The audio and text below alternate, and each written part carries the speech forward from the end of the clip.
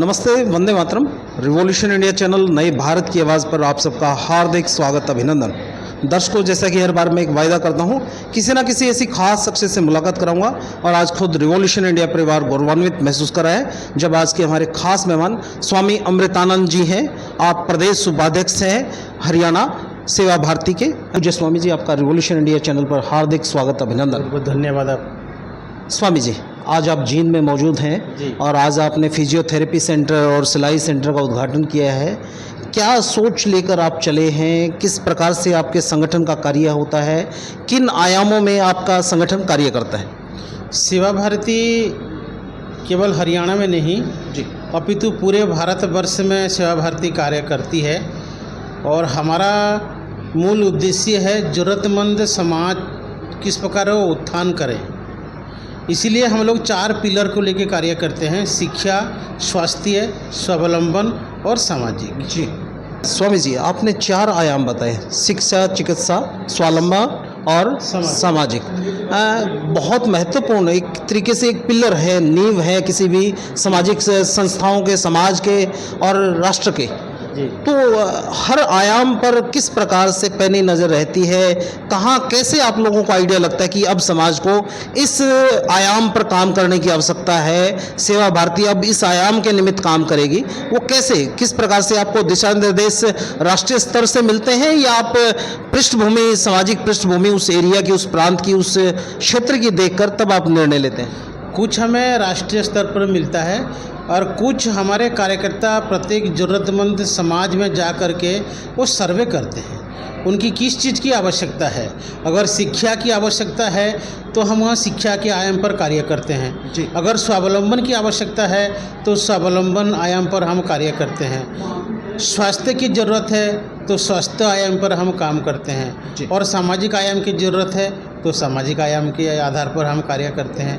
परंतु आज देखा जाता है कि प्रत्येक ज़रूरतमंद समाज में चारों आयाम नित्यांत आवश्यक है। स्वामी जी, लगता है बहुत लंबे समय से आप इस आयाम में, इस संगठन के साथ आप जुड़े हैं और नित्य प्रतिदिन इस सेवा में आप कार्य करते हैं। हम जानना चाहते हैं सेवा भारती का इतिहास क्या रहा है? कुछ अगर आप जानकारी साझा कर पाएँ, किस प्रकार से सेवा भारती कार्य करता है और क्या ये विदेशों तक भी अपना कार्य करता है? हाँ, हमारे पूरे भारतवर्ष में 1979 से ये प्रारंभ हुआ, दिल्ली के जहांगीरपुरी से जी। पहला सेवा बस्ती जहांगीरपुरी के सेवा बस्ती में सेवा कार्य प्रारंभ हुआ और 1980 में हरियाणा में जींद में पहला सेवा कार्य प्रारंभ हुआ जी। और ये भारतवर्ष में नहीं अपितु विदेश में भी सेवा इंटरनेशनल के नाम पर सेवा भारती कार्य कर रही है जी। तो लक्ष्य क्या लेके चली है सेवा भारती? लक्ष्य हमारा है जो आज जो पिछड़े वर्ग हैं, किसी भी समाज से हो, वो जो अंतिम पंक्ति में खड़ा है वो पहला पंक्ति में कैसे आए जी, उसी के लिए हम ये सेवा कार्य कर रहे हैं।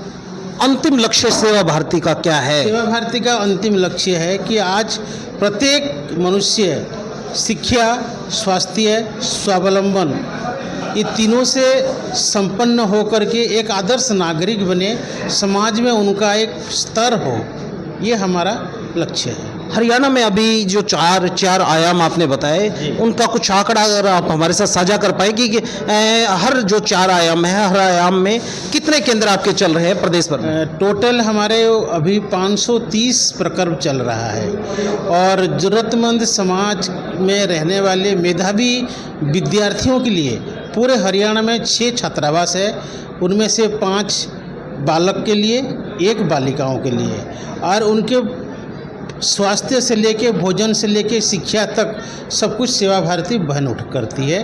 और प्रत्येक विद्यार्थियों को हम CBSE एफिलेटेड स्कूल में ही हम उनको पढ़ाते हैं जी। और हमारे पास अभी लगभग 200 से अधिक बालक बालिकाएं छात्रावास में रह करके विद्या अध्ययन कर रहे हैं। स्वामी जी, बहुत से हम उदाहरण ऐसे देखते हैं जब आय के साधन ना होने की वजह से गरीब और वंचित परिवार के बच्चे किसी सेवा भारती के स्कूल में पढ़ते हैं, तो कैसे ये सुनिश्चित किया जाए उन बच्चों को, वंचित वर्ग के बच्चों को, उनकी पढ़ाई में बाधा उत्पन्न ना हो, किन्हीं कारणों से उनको स्कूल से ना निकाला जाए, अगर फीस का कोई रीज़न है तो क्या सेवा भारती के पास कोई ऐसा कोष होता है कि इस प्रकार के ज़रूरतमंद लोगों के, उनके बच्चों की शिक्षा जो एक बहुत बेसिक ज़रूरत है उसको निर्बाध तरीके से चलाया जा सके, क्योंकि एक अपने आप में उदाहरण स्थापित करने वाली बात है। सेवा भारती नाम है तो निश्चित तौर पर सेवा भारती जैसा काम भी होता होगा। जी देखिए, सेवा भारती एक पंजीकृत संस्था है, तो हम आर्थिक सहयोग नहीं करते हैं क्योंकि हम समाज से सहयोग लेते हैं, और पंजीकृत संस्था होने के नाते, समाज से सहयोग लेने के नाते हम आर्थिक मदद किसी को भी प्रत्यक्ष रूप से नहीं कर पाते हैं। परंतु जो ज़रूरतमंद बच्चे हैं उनको शिक्षा के लिए मैंने कहा कि हमारे छात्रावास है, हम उनको पढ़ा रहे हैं, और छात्रावास में आने के लिए उन शिक्षार्थियों को पहले रिटन टेस्ट देना पड़ता है, फिर मौखिक टेस्ट होता है, फिर उनके आधार पर हम उनको सिलेक्शन करते हैं। जी, तो आज माननीय सुधीर जी, अखिल भारतीय संगठन मंत्री सेवा भारती, मौजूद रहे आज के कार्यक्रम में। आज का क्या कार्यक्रम था पूज्य स्वामी जी? आज जो इस कार्यक्रम रहा, जींद सेवा भारती जींद इकाई द्वारा शहर में एक फिजियोथेरेपी सेंटर और एक उन्नत सिलाई प्रशिक्षण केंद्र का शुभारंभ किया गया। उसी उपलक्ष्य में राष्ट्रीय सेवा भारती के राष्ट्रीय संगठन मंत्री श्रीमान सुधीर जी का आज यहाँ मुख्य वक्ता के रूप में आगमन हुआ, और उनके आने के कारण सभी हम कार्यकर्ताओं को एक नई ऊर्जा, नई प्रेरणा हमें मिली है कार्य को नई दिशा देने के लिए। तो मैं सुधीर जी का भी बहुत बहुत धन्यवाद करता हूं इस माध्यम से कि हमारे छोटे से अनुरोध पर हरियाणा प्रदेश को समय दिए। चलिए स्वामी जी, आपने अपना कीमती समय दिया, उसके लिए आपका हृदय से बहुत बहुत आभार, और दर्शकों को इसी सोच और इसी विचार के साथ छोड़े चलता हूँ। निश्चित तौर पर राष्ट्रीय स्वयंसेवक संघ की एक अन्य शाखा के रूप में सेवा भारती अपना स्वतंत्र रूप से कार्य कर रही है। समाज के उत्थान और समाज प्रगति के लिए निरंतर दिन प्रतिदिन कार्य करते हैं, और उसी भूमिका में पूज्य स्वामी अमृतानंद जी हमारे साथ मौजूद थे। आप देखते रहिए रिवॉल्यूशन इंडिया। फिर किसी अन्य दिन किसी खास शख्स से मुलाकात कराएंगे। जय हिंद, जय भारत, वंदे मातरम।